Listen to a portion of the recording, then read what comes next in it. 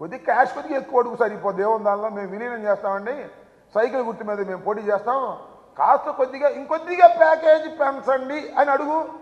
ఆయన కూడా రెడీగా ఉన్నాడు, పాపో సొమ్ము సంపాదించినంత రెడీగా ఉన్నాడు.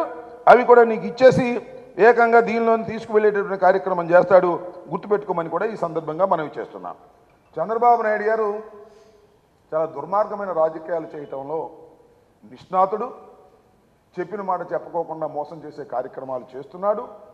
విచ్చలవిడిగా దానికి తోడు తానా తందానా అనే పత్రికలు బయలుదేరాయి.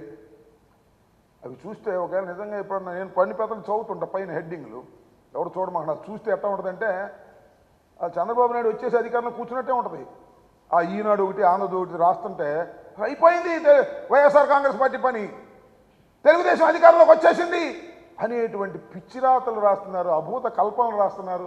జగన్మోహన్ రెడ్డి గారి మీద రాస్తున్నారు. జగన్మోహన్ రెడ్డి గారు అంటే జైలుకి వెళ్ళిపోతాడంట, ఎన్నో వాయిదాలు లెక్కేశారు, ఆ వాయిదాలకు హాజరు కాలేదంట అని రాస్తారు.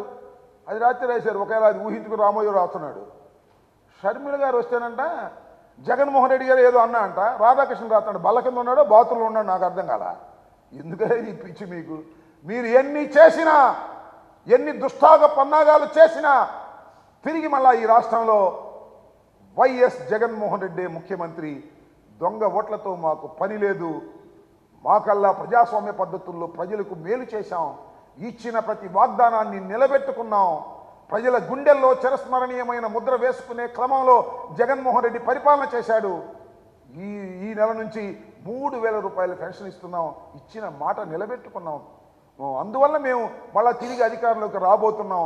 ఇది ఎవరిని అడిగినా చెప్తారు, ఏ సర్వేని అడిగినా చెప్తారు. ఇవాళ మీరు ఎలక్షన్ కమిషన్ వచ్చింది కదా అని చెప్పేసి పుత్రుడు దత్త తండ్రి ఇద్దరు వెళ్ళి అక్కడ ఏదో రిప్రజెంట్ చేసి అసలు విషయాలు వదిలేసి ఏదో కొసరు విషయాలు మాట్లాడి మమ్మల్ని బదనాం చేయాలనే ప్రయత్నం చేస్తున్నారు. ఇది దుర్మార్గమైనటువంటి ప్రయత్నం. పొత్తులు పెట్టుకుంటే పెట్టుకున్నారు, కలిసి తిరిగితే తిరిగారు, మాకేం అభ్యంతరం లేదు. అసలు సీట్లు పంచుకునే కార్యక్రమాలు ఏంటో ఇంతవరకు మీకు తేలలేదు. జగన్మోహన్ రెడ్డి గారు నేను మనవి చేస్తున్నా, ఎక్కడ ఏ విధంగా టీంను సెట్ చేయాలి. జగన్మోహన్ రెడ్డి గారి team 175 + 25 team is ready. Team రెడీగా పోతా ఉంది. త్వరలో టీమును ప్రకటించబోతా ఉన్నారు. దానిలో అంటే ఆయన్ని మార్చారండి, ఈయన మీకేంది బాధ? ఎవరిని మార్చితే మీకేంటి బాధ?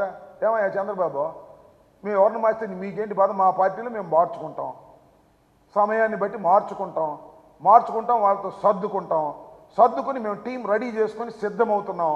దానికి నువ్వేంటి ఆయన మార్చారే ఏంటో బాధ, ముసలి కన్నీరు. ఈయన్ని మార్చలేదే ఏందో, నువ్వు చెప్పినట్టు మార్చాలా? మేము నాకు అర్థం కాలేదు. నీ పార్టీలో నీ సంగతి చూడు.